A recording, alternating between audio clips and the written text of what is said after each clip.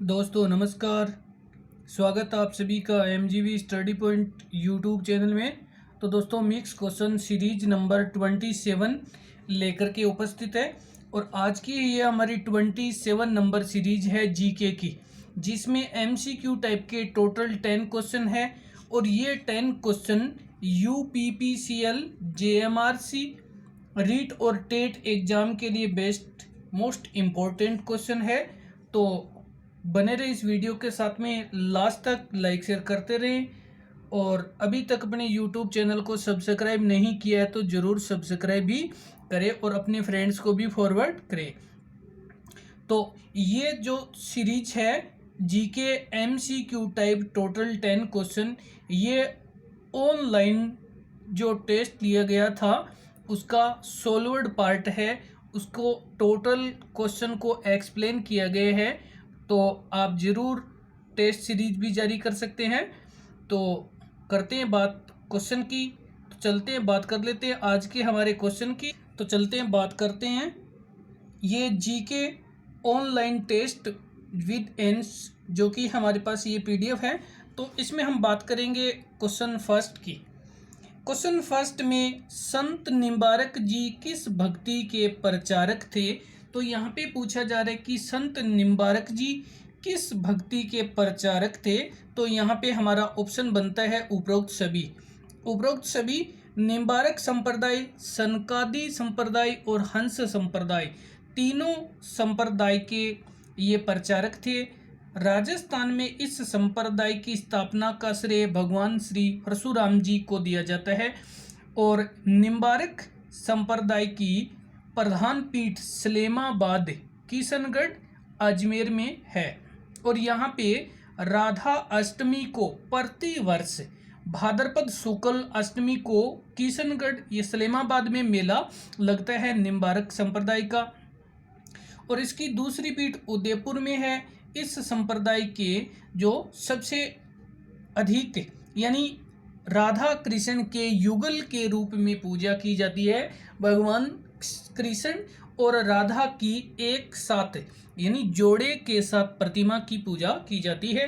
तो अब चलते बात करते हैं अगले क्वेश्चन की। आगे आपके सामने क्वेश्चन नंबर है सेकंड, और क्वेश्चन सेकंड में ईस्ट इंडिया कंपनी भारत में किस उद्देश्य से आई थी? जिसने जो ब्रिटिश सरकार थी, जिसको हम अंग्रेज सरकार कहते हैं, तो वो ईस्ट इंडिया कंपनी के नाम से भारत में आई थी। और यहाँ पे उनका आने का उद्देश्य क्या था? तो यहाँ पे ईस्ट इंडिया के आने का उद्देश्य था व्यापार करना। ईस्ट इंडिया कंपनी ने भारत में 1600 ईस्वी में एक व्यापार पत्र लिया था और उसका 20 वर्ष का जो अनुज्ञा पत्र था, यानी हम कह सकते हैं 20 वर्ष का उन्होंने एक लाइसेंस लिया था, पट्टा या अनुज्ञा पत्र कहा जाता है। 1600 ईस्वी में उन्होंने 20 वर्ष के लिए व्यापार की अनुमति ली थी भारत में, और केवल उनका भारत में व्यापार करने का उद्देश्य था। लेकिन धीरे धीरे उन्होंने भारत की स्थिति और माहौल देख करके इन्होंने यहाँ पे अपना जो शासन शुरू कर दिया था। चलते हैं इसी के साथ में बात कर लेते हैं अगले क्वेश्चन की। तो आगे हमारे पास क्वेश्चन नंबर है 3। क्वेश्चन 3 में टिहरी जल परियोजना किस नदी पर बनी है? तो जी हाँ, आपसे पूछा जा रहा है नदी का नाम। टिहरी जल परियोजना जिस नदी पर बनी है उस नदी का नाम बताना है, और इस नदी का नाम है भागीरथी नदी। वैसे तो ये गंगा का पर्यायवाची है भागीरथी नदी, और गंगा को पश्चिम बंगाल में हुगली के नाम से जाना जाता है। ये जो भागीरथी नदी, टिहरी जल परियोजना भागीरथी नदी में, और ये बना है उत्तराखंड। ये उत्तराखंड में बना है भागीरथी नदी पर, और ये रूस की तकनीकी सहयोग से बनाया गया है। और ये राजस्थान, उत्तराखंड, यूपी की संयुक्त जल परियोजना है टिहरी जल परियोजना। और चलते हैं बात करते हैं अगले क्वेश्चन की। तो आगे हमारे पास क्वेश्चन नंबर है 4। क्वेश्चन 4 में आपसे पूछा जा रहा है कि देश का पहला 6 लाइन हाईवे कौन सा है? तो जी हाँ, हम यहाँ पे बात कर रहे हैं देश के 6 लाइन हाईवे कौन सा है। तो यहाँ पे हम बात करेंगे तो हमारा आंसर है NH8। NH8 जो कि भारत का पहला 6 लाइन हाईवे है। और अब हम बात करें NH8, ये दिल्ली से मुंबई तक जाता है। और आगे हमारे पास option number NH2, NH2 Delhi से कोलकाता तक जाता है। और NH44, NH44 है, ये श्रीनगर से कन्याकुमारी तक जाता है और सबसे लंबा राजमार्ग है। इसकी 3745 km लंबाई है।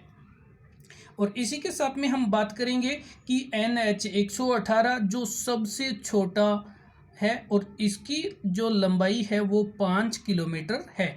और ये आसबनी से जमशेदपुर झारखंड में चलता है। तो चलते हैं, बात कर लेते हैं इसी के साथ में अगले क्वेश्चन की। तो आगे हमारे पास क्वेश्चन नंबर है 5। क्वेश्चन 5 में भारत पाक अंतर्राष्ट्रीय सीमा कहलाती है। तो भारत और पाकिस्तान की जो अंतर्राष्ट्रीय सीमा है उसको कहा जाता है रेड क्लिफ, उसको कहा जाता है रेड क्लिफ। तो यहाँ पे हम बात कर लेते हैं कि रेड क्लिफ की लंबाई 1070 किलोमीटर। हम बात कर लेते हैं पाकिस्तान और भारत की जो सीमा है उसका नाम रेड क्लिफ है और ये 1070 किलोमीटर लंबी है, 1070 km है। और इसी में हम बात करते हैं कि ये रेड क्लिफ है, ये 14 अगस्त 1947 को सर सीरियल ने इसको निर्धारित किया था। और रेड क्लिफ नामक एक वकील था जो कि उन्होंने इसको निर्धारित किया था। और वर्तमान में इसकी सुरक्षा का जिम्मा BSF को है, बोर्ड सिक्योरिटी फोर्स को। और चलते हैं, बात करते हैं आगे जो हमारे पास है। तो यहाँ पे हमारे पास ऑप्शन जो सेकंड है तो इसमें ये डूरेड रेखा है, ये भारत और अफगानिस्तान के बीच में है। हेनरी मोर्टियर डूरेड ने 1896 ईस्वी में इसको निर्धारित किया था। और यहाँ पे हमारे पास ये मैकमोहन है, ये चीन और भारत के बीच में है। चीन और भारत के बीच में हेनरी मैकमोहन द्वारा वर्ष 1914 में इसे निर्धारित किया था। और चलते हैं, बात करते हैं अगले क्वेश्चन की। तो आगे हमारे पास क्वेश्चन नंबर है 6। क्वेश्चन 6 में आपसे पूछा जा रहा है भारत का सर्वाधिक जनसंख्या जनगणना 2011 के अनुसार राज्य कौन सा है। तो भारत की जो सर्वाधिक जनसंख्या वाला राज्य पूछा गया है और वो भी पूछा गया है कि जनगणना 2011 के अनुसार। तो यहाँ पे हमारा आंसर है उत्तर प्रदेश। उत्तर प्रदेश राज्य भारत की सर्वाधिक जनसंख्या वाला राज्य है और जनगणना 2001 के अनुसार। और चलिए बात करते हैं अगले क्वेश्चन की। तो आगे हमारे पास क्वेश्चन नंबर है 7। Question number 7, meter gauge rail line की दोनों पटरियों के बीच में दूरी होती है। तो आपसे पूछा जा रहा है कि जो मीटर गेज की रेल लाइन है उसके पटरियों के बीच में दूरी, तो नाम से ही संबंध है कि मीटर, तो 1 मीटर हमारा आंसर है 1 मीटर। कि मीटर गेज रेल लाइन में दोनों पटरियों के बीच में 1 मीटर की दूरी होती है। और यहाँ पे ये होती है, ये छोटी लाइन के होती है जिसको छोटी लाइन कहा जाता है। तो छोटी लाइन 0.61 होता है और आगे हमारे पास 0.676 ये बड़ी लाइन के बीच में दूरी होती है जो बड़ी लाइन की होती है। अब हम बात करें तो कुल मार्गों का जो छोटी लाइन है, यानी छोटी लाइन है वो 8.18% है कुल मार्ग का। और इसी की बात कर देते हैं कि 1.676 जो कि भार ढोने के लिए सबसे ज़्यादा। बात करते हैं अगले क्वेश्चन की। और नेक्स्ट क्वेश्चन नंबर है 8। क्वेश्चन 8 में विश्व प्रसिद्ध कोहिनूर हीरा किस खान से निकाला गया था। तो यहाँ पे हम बात कर रहे हैं विश्व प्रसिद्ध कोहिनूर की और वो किस खान से निकला था, तो वो निकला था गोलकुंडा, और ये गोलकुंडा आंध्र प्रदेश में है। आंध्र प्रदेश राज्य के गोलकुंडा खान से निकाला गया था। और इसी के साथ में हम बात करेंगे कि वर्तमान हीरा उत्खनन की दृष्टि से मध्य प्रदेश एकमात्र राज्य है जिसकी पन्ना तथा सतना जिले में ये उत्खनन कार्य किया जाता है। और आगे बात कर लेते हैं हट्टी। हट्टी सोने की खान है और ये कर्नाटक भारत में है। और ये कोलार भी सोने की खान है और ये भी कर्नाटक में है। सोना खपत की दृष्टि से भारत दूसरे नंबर पे आता है, और पहले नंबर की बात करें तो चाइना पहले नंबर पे है और भारत दूसरे नंबर पे है। आगे हम बात कर रहे हैं जावर। ये सीसा तथा जस्ता जो कि उदयपुर राजस्थान में है और भारत का 7वां स्थान है सीसा एवं जस्ता उत्पादन में। तो चलते हैं बात करते हैं अगले क्वेश्चन की ओर। तो आगे हमारे पास क्वेश्चन नंबर है 9। क्वेश्चन 9 में भारत में शंकुधारी वन सर्वाधिक किस राज्य में पाए जाते हैं। तो यहाँ पे हम बात कर रहे हैं भारत में शंकुधारी वन सर्वाधिक किस राज्य में पाए जाते हैं। तो ये हमारा आंसर है हिमाचल।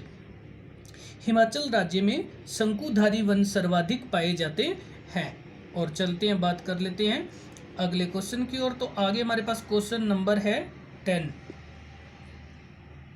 क्वेश्चन 10 में लद्दाख जम्मू एंड कश्मीर में सर्वाधिक कौन सा पशु पाया जाता है। तो यहाँ पे हम बात कर रहे हैं लद्दाख की, और ये जम्मू कश्मीर राज्य में सर्वाधिक कौन सा पशु पाया जाता है। तो यहाँ पे हमारा आंसर है योक। योक जम्मू कश्मीर लद्दाख में सर्वाधिक पाया जाने वाला पशु है। और बात कर लेते हैं गाय की। अगर हम बात करें गाय की तो ये मध्य प्रदेश में प्रथम स्थान पे है, और राजस्थान का गाय उत्पादन गोवंश की दृष्टि से 5वां स्थान है। और प्रथम स्थान मध्य प्रदेश का है। भैंस के लिए प्रथम स्थान यूपी का है और दूसरा स्थान राजस्थान का है। और चलते हैं बात करते हैं आगे हमारे पास जो कि यहाँ पे भेड़ आंध्र प्रदेश प्रथम है और राजस्थान का तीसरा स्थान है भेड़ के उत्पादन में। तो इसी के साथ में तो दोस्तों धन्यवाद वीडियो देखने के लिए। लाइक शेयर करते रहें और नेक्स्ट वीडियो अपलोड हो तब तक के लिए धन्यवाद।